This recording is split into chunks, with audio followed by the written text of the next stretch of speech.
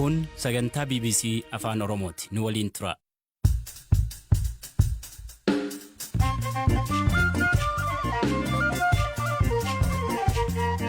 Yooyaa dhaggeeffattoota raadiyoo BBC Afaan Oromoo nu dhiyaadha bakka dhaggeeffachuu jirtan cufaatti sagantaan keenya am jalqaba. Baqattoonni Itoophiyaa Suudaan waraana miidhamte keessa jiran haala akkamii keessa jiru? Haalli keenya baay'ee sodaachisaadha. Baay'ee itti yaachisaa akkuma horii qalmaaf ayyaanaaf qopheessanitti qophoofnee keenya malee garri isaa hin beekamu. Xalayaan dhalattoonni godina Kibilit Shaawaa ministeera muummeef barreessan yaaddoo nageenya hamaachi jiru ibsa. Yaaddoo guddaa keessa jira.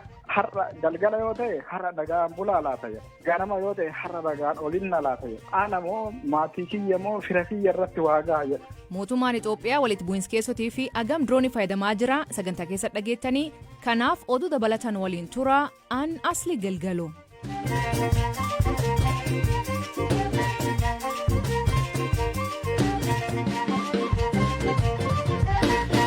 Nuudhiyaadha dhaggeeffattooteenna oduuteen jalqabaanii gaazexeessitoonni miidiyaalee dhuunfaa hundeessanii fi hooganan lama sabab dorsis mootummaatiin karaa seeraan alaan daangaa qaxxaamuruun baqachuuf dirqamuu BBC'tti himan hundeessan Alfa Miidiyaa Baqqaaluu Alaamiroo fi hundeessan Itiyoo Niwuz Balaayi Manaa'ee motoora fi konkolaataa guyyaa falkan imalanii biyya baqachuu himan Baqqaaluu Alaamiroo wantoota ijoo biyya ba'uuf isaan dirqisiise akkanaan hima.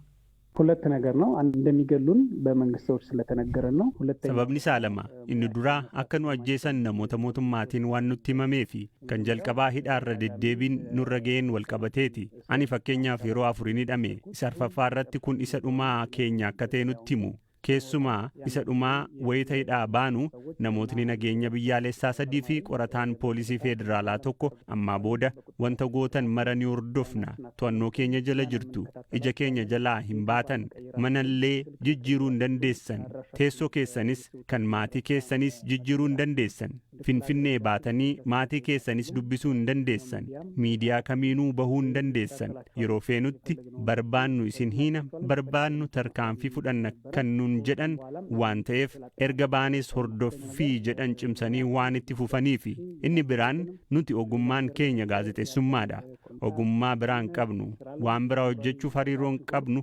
muuxannoon hojii fi ilaalchi sammuu keenyaallee ogummaa kanarraa adda ba'uu waan hin dandeenyeef ukkaamsaa hanga sanaa dandamachuu waan hin dandeenyeef jalqaba lubbuu keenya oolchuu qabna jennee biyyaa ba'uu akka qabnu murteessine gama mootummaatiin nu ajjeesuuf hiree hunda qabu turan mana hidhaattis kan nutti himan waanuma kana asii hin baatan isin fixna nun jedhu ture kanaaf biyyaa baqachuun lubbuu oolfachuuf akka namaatti murtee fudhanne የትም ቦታ ላይ ህይወትን ለማትረፍ ያሰብነው ነው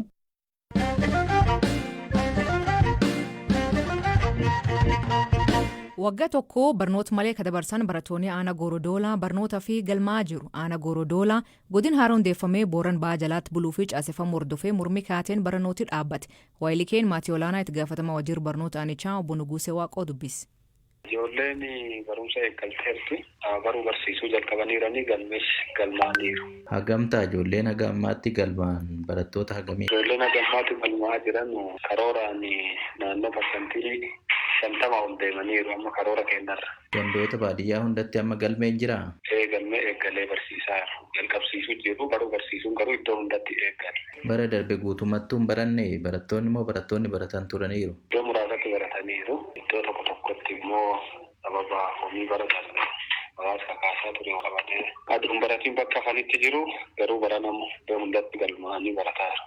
Barattooti waliigalaa akka aanaa keessanitti qabdan hagami? 34,520. Haqa galmeessuudha yaaddan? Haga ammaa walakkaa isaa galmeessaniirtu jechuudha? Walakkaa ol deemneerra. Kanaafuu haalli bara darbee hin jiru jechuudha baran ammaatiin barattoota isaanii galmeessaa jiru? Barsiifataa jiru himaan jiru.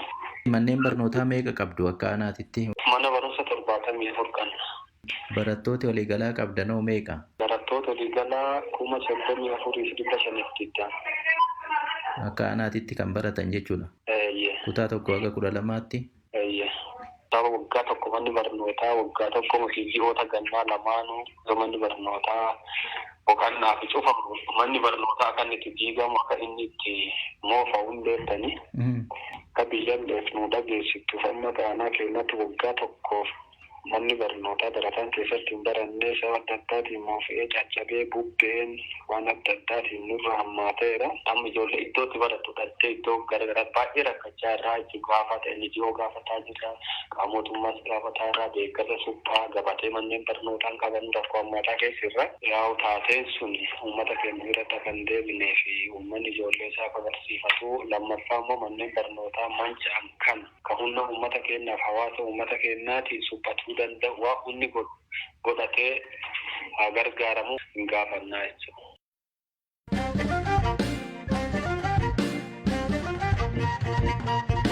Suudaan waraana miidhamte keessatti baqattoonni achi jiraatan haala hamaa keessa jiraachuu himatu. Kalee dhaabbanni fayyaa addunyaa walakkaan uummata Suudaan deeggarsa barbaadaa jedha. Baqattoonni Itoophiyaa Suudaan jiraatan akka malee rakkachaa jiraachuu himu.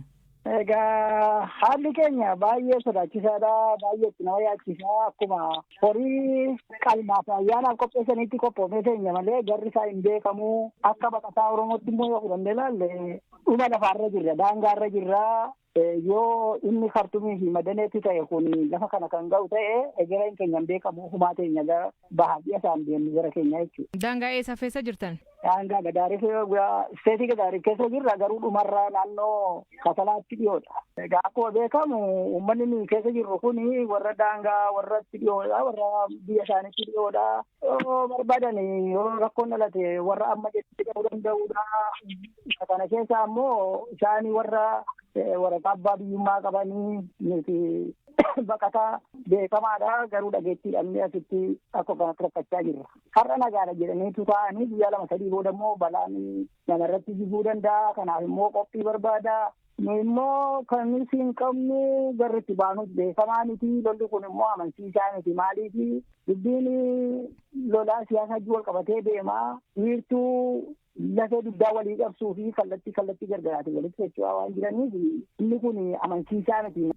Suudaan keessatti lammiileen Itoophiyaa dalagaaf dhufan jiru. Kanneen baqatummaaf galmaanii waggoota hedduuf carraa isaanii eeggachaa turan jiru. Amma immoo erga waraanni kun jalqabee jireenyi isaanii hammaachuu fi biyya sadaffaatis darbuu abdii kutachaa akka jiran himu. Nuti yeroo ammaa kana mooraa yuunisti Daarum Gorguur keessa jirra. Kutaa Algadaariif jalatti argamti. Nuti yeroo ammaa kana rakkoo guddaa keessa jirra. Baqattoonni Oromoon kanneen mooraa yuunisti Daarum Gorguur keessa jiru rakkoo guddaa keessa jirra. UNHCR biraa gargaarsa argataa hin jirru. Manni yaalaas hin jiru. Gaaffii nuyi gaafannu gaaffiin keessanii madaalan kaasuu biyyi keessanii dimokiraasiidha. Biyya keessanitti galuu dandeessu. Nuun jedhu gaafa nuyi gaaffiidhannee gaafannu UNHCR biraa. Dabalatas uummata Oromoo baqattoonni Oromoo kanneen magaalaa Kaartum keessa turan baay'eetu achi keessaa ba'anii ammas dhufanii nutti dabalanii nu bira jiru. Magaalaa Kaartum keessatti hafanii dhukkuba adda addaadhaan saaxilamanii kan lubbuun darbetu jira. Kan du'ee awwaalcha dhabetu jira. Kanaafiyyuu baqattoonni Oromoo mooraa UNHCR keessa jiran ta'es kan biyya Sudaan kana keessa jiranis baay'ee rakkoo guddaa keessa jirra. Ji'oota 17 waraanii achi geggeeffamuu jira. Isan haali isan keessa jirtan maal fakkaata akka baqattootatti? Nuti kan turre magaalaa Kaartum keessa turre yeroo walumti bu'umsi waraana lamaan gidduutti kaachuu Kaartum keessaa baqannee mooraa kanatti yommuu baqannu mooraa baqataa kana keessattis gargaarsa argataa turre baay'ee rakkoo guddaa keessa jirra jechuudha. Uummanni Oromoo kanneen amma magaalaa Kaartum sana keessa jedhanii karaa itti ba'an dhabanii akka itti ba'an dhabanii Kaartum sana keessatti baay'ee rakkachaa jiru.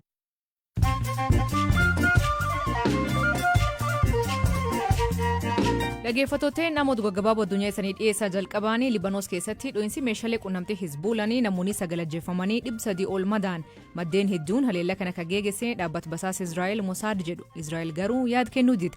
Kalee haleellaan biraan lubbuu namoota 12 galaafatee namoonni 3,000 ammoo madaan.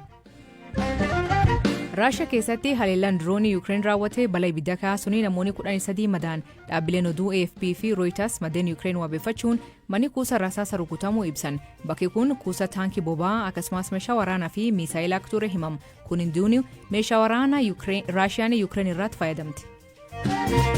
Saatalaayitiin Elon Musk guddachaa dhufee dandeettii saayintistoonni uumama ilaaluu danda'anii dhorkaa jira jedhu qorattoonni Neezerlaand.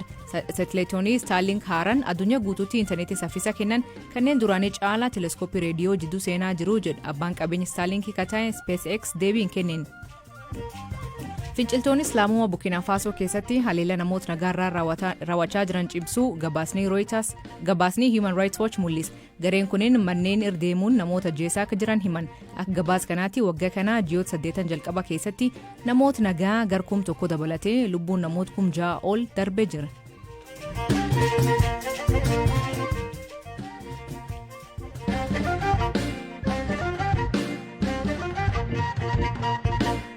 Mootummaan Itoophiyaa walitti bu'iinsa keessotii fi xiyyaara nammaleeyyii yookiin diroonii fayyadamaa jiraachuun guddoo dhaga'ama. Waggoota 4 darban keessatti naannoo Tigraay, Oromiyaa fi Amaaratti lubbuun namoota hedduu dirooniin dabru ragaalee ni argisiisa. Galaana Balaay oduu kana bal'inaan isiniif dhiyeessa.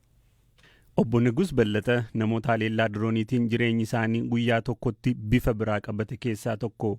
Haleellaa diroonii naannoo Amaaraa godina Shawaa Kaabaatti raawwatameen haadha warraa isaanii dabalatee miseensotni maatii 8 akka jalaa ajjeefaman BBC'tti dubbataniiru. Akka lakkoofsa Itoophiyaa guraandhala 11 bara 2016tti haleellaa diroonii konkolaataa Ayisuuzuu jedhamu irratti aanaa Moojaa fi Waadaraatti raawwatameen miseensonni maatii waliin imalaa turan 20 ajjeefamaniiru. Diroonii kuffise jedhamu dhaga'uun ariitiin bakkicha akka qaqqaban Obbo Nigus yoon qaqqabu haati warraa koo kufteen arge isaan booda ofiin wallaalee jedhu. Yeroo sanatti waanan ta'e hin beeku xabala seeneen guyyaa 40 booda kanan tasgabbaa'uu eegalee jedhan. Sadaasa 2 bara 2022 ammoo naannoo Oromiyaa magaalaa Finfinnee irraa fageenya kiiloomeetira 460 irratti kan argamtu Boojii Birmajjiitti haleellaa diroonii tokkoon namoonni 60 ajjeefamuu maddeen BBC'tti himaniiru. Ogeessi fayyaa dhaabbata wal'aansa fayyaa naannichatti argamuu keessa hojjetan BBC'tti akka himanitti guyyaa gabaa bakka namoonni waa bitaniif gurguranitti haleellaa diroonii raawwatameen namoonni 60 ol lubbuu isaanii dhabanii jiru. Xiyyaarri nama maleeyyii yookaan dirooniin tarii akka lakkoofsa Itoophiyaa bara 2013 dura waraanaaf hojiirra ooluun baay'ee dhaga'amee hin beeku. Haa ta'u malee waraana gaaga'aa kaaba Itoophiyaatti waggaa 2 gaggeeffametti bal'inaan maayirra ooleera. Waggoota darban 4 keessattis naannoo Oromiyaa fi Amaaraa iddoowwan fakkeenyaaf olitti eeraman dabalatee naannolee 4 keessatti haleellaa mootummaan raawwatuun lubbuun namoota hedduu baduu ragaaleen ni agarsiisu. Haleellaan naannoo Oromiyaa fi Amaaraa keessatti raawwatamu ammallee kan itti fufe yoo ta'u manneen barnootaa, waldaalee, iddoowwan gabaaf buufataaleen tajaajila hawaasaa iddoowwan haleellaan kun irratti xiyyeeffatan ta'aniiru. Itamaajoor Shumiin humna waraanaa waliigalaa Fiild Maarshaal Biraanuu Juulaa garuu dirooniin hidhattoota irratti malee uummata irratti hin dhukaafamu jechuun himannaa dhiyaatu balaaleffatanii turani. Haa ta'u malee BBC'n odeeffannoo namoota ijaan arganii fi maddeen garaagaraa irraa walitti qabeen keessattuu naannolee Oromiyaa fi Amaaraatti mootummaan haleellaa diroonii qiyyaafannaa sirrii jedhuun hidhattoota caala namoota nagaan ajjeefamuu hubateera. Akka lakkoofsa Itoophiyaa bara 2013 hanga amajjii bara 2016tti haleellaawwan diroonii galmaa'aniif mirkanaa'an 114 Itoophiyaa keessatti raawwatamaniiru. Itti gaafatamaan advookasii waldaa Amaaraa Ameerikaatti argamu obbo Hona Maandafroot haleellaawwan diroonii naannoo Amaaraatti raawwatamaniin caala kan miidhaman namoota nagaati. Bulchiinsichi bakka namoonni walitti qabame yoo argu hidhattoota ta'uu danda'u jechuun haleelaa ture jedhu. Waldichi akka jedhutti hagayya 2015 hanga 2016tti naannoo Amaaraatti yoo xinnaate haleellaawwan diroonii mirkanaa'an 80 raawwatamaniiru. Haleellaawwan kanaanis walakkaa ol kan 42 ta'an du'a namoota nagaa hordofsiisaniiru. Obbo Honan haleellaawwan kanneeniin namoonni nagaa 400 ta'an ajjeefamuu BBC'tti himaniiru. Akkasuma teessoo isaa biyya alaa ka godhatee fi kabaja mirga namoomaa irratti ka hojjetu waldaan Oromoo Legacy Leadership and Advocacy Association irra caalaa lixaa fi kibba Oromiyaa godinaalee Wallaggaaf Gujii keessatti haleellaawwan diroonii raawwataman kan kaasu dhaabbatichi yeroodhaa gara yerootti hammi haleellaa dabalaa fi gara giddugala Oromiyaattis babal'achaa dhufuu ibseera. Haleellaawwan diroonii waggoottan darban keessa raawwatamaniin baay'inni namoota ajjeefamanii ifatti beekamuu baatus kumaatamaan lakkaa'amuu akka danda'u tilmaameera. Dhaabbatni idil-addunyaa Armed Conflict Location and Event Data jedhamuu fi dhimma walitti bu'insa siyaasaa fi mormii galmeessu tokko Itoophiyaa keessatti akka lakkoofsa Itoophiyaa muddee 2013 hanga guraandhala 2016tti haleellaawwan diroonii mirkanaa'an 139 raawwatamuu ibsee jira. adda durummaan haleellaan kun naannolee 4 keessatti raawwatamuu fi kana keessaa 41 naannoo Tigraay keessatti akka ta'e eeree jira. Dhaabbanni walitti bu'iinsa hordofu kun ragaa walitti qabeen hanga amajjii 2016tti naannoo Amaaraatti haleellaawwan 49 raawwatamuu ibseera. Naannoo Oromiyaatti ammoo haleellaawwan 28 raawwatamaniiru jedheera. Gabaasni kun hanga amajjii 2016tti qofa kan jiru hammata. Barsiisaa fi xiinxalaa sirna odeeffannoo teessuma lafaa GIS kataan Dr. Daani'el Kasaahun akka jedhanitti gosti haleellaa diroonii raawwatamu kan waan socho'u yookaan daayinaamik taargeet haleeluuf raawwatamudha jedhu. Namoonni nagaa baay'inaan konkolaataan yookaan konkolaataa fe'umsaatiin fe'amanii imaluu danda'u. Kun ammoo namoonni kunniin hidhattoota ta'uu malu jedhamuu danda'u. Sababa kanaatiinis haleellaan irratti raawwatamuu malaa jechuun ibsu. Kana malees haleellaawwan 95 ta'an kan raawwataman bakka baay'inni uummataa olaanaan argamutti jedhan.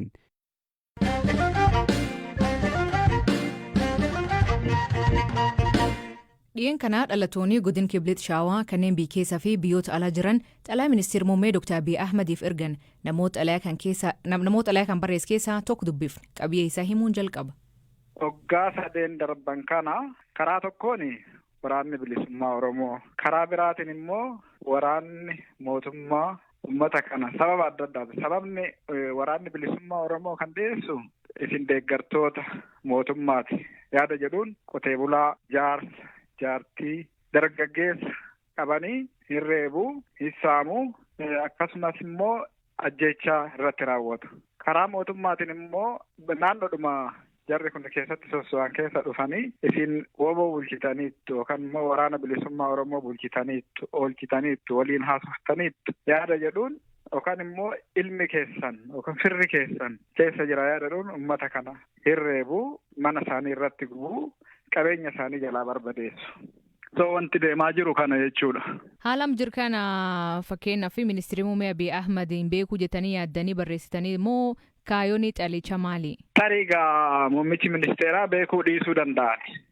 Maaliif akkuma beektu piroojeektii hedduu qabu isaanii waan biyyaa guguddaa harka isaanii jira, waa'een laga Abbayyaa kunniin jira, waa'een yeroo dhiyoo kan ammoo ulaa galaanaa argachuu kanaan wal qabatee wanni jira, misooma nyaataan of danda'uu kanaan wal qabatee hojii isaan gaggeessan jajjaboon hin jiru. Haa ta'uutii egaa warri itti gaafatama qaba uummata kana daayireektilii isaan ilaallatu immoo warri bulchiisa naannoo fakkeenyaa fi odeeffannoo hin dhabu jedhee hin yaadu. Maaliif wanti amma nuti himachaa jirru kan dhiyeessaa jirru kuni biiroo pireezidantii Oromiyaatirraa kiiloomeetira 100 gadi wanti kun kan raawwataa jiru. Kanaafuu quba hin qabu, hin dhaga'u jennee yaadna. Garuu yookaan humna dhabuudhaan ta'uu danda'a yookaan ilaalchatti kennuudhaan dhabuu ta'uu danda'a. Kanaafuu dhimma kana tarii mootummaan haala kanaan yoo xalayaa barreessinee yoo dhaga'e karaa muummicha ministeeraatiin xiyyeeffannoon itti kennamee tarkaanfiin barbaachisaa fudhatamuu danda'a jennee waan yaadneef. Waan achi keessatti ta'aa jiru raagaalee qabnaa jettanii kan barreessitan jiru. Mee raagaaleen qabdan maal fa'a? Ragaan qabnu waan dhugaa lafa jiru, namoonni miidhamaa jiru abbumti fedhe. Namni hundi yaaddoo guddaa keessa jira. Har'a galgala yoo ta'e har'a dhagaan bulaa laata jedha. Ganama yoo ta'e har'a dhagaan olinna laata jedha. Ana moo maatii kiyya moo fira kiyya irratti waa gaha jedha. Hin yaaddaa namni amma waan qabeenyaa waan kana yaadda'uu dhiise waa'ee lubbuu isaati namni. Ragaan nuti qabnu namootuma namni hundi beeku jechuudha. Abbumti fedhee mirkaneeffachuu waan danda'u. Namoota liistii isaanii barreessineerraa guyyaatti ajjeefaman, guyyaatti reebaman, guyyaa miidhaan addaa irratti ga'e hunda guyyaasaa, gandasaa, maqaa isaanii kan hunda dokumentii gooneerraa jechuudha. Lakkoofsi namoota du'anii agammaa keessan xalayaa kan keessa barreessitan agame? Xalayaa kana gaafa barreessinu nama 79 ture. Erga sanii namni itti dabalamee har'a nama 84 amma ammaatti ragaa kan qaban. Warkan tokkollee xalayaan kun birga'uu isaa mirkaneeffatanii yookiin deebi'uu kamuu argattanii? Hanga ammaatti deebiin arganne hin jiru, garuu hin dhaga'u jennee yaadna. Haala kanaan dhaamsi keenya isaan bira gahee tarkaanfii barbaachisaa fudhatu jenneetti abdii qabna. Dhaggeeffattootteen sagantaan irraa ganumaa nu waliin turuu keessaniif ulfaadha isaniin jenna. Mammaansi galgala kanaa namni guddaan barii lafciisirraa beekaa jedhan hiikan isaa maanii nu beeksisaa. Sagantaa kan qopheesse Galaana Balaay, gam teknikaatiin Deevis Masaaru, keessaniif dhiyees aan asli galgalooti akboriin isaati akkana nagaa waaqa kee bulaa oraa bulaa deebanaa hangafamaan dhan bulaa.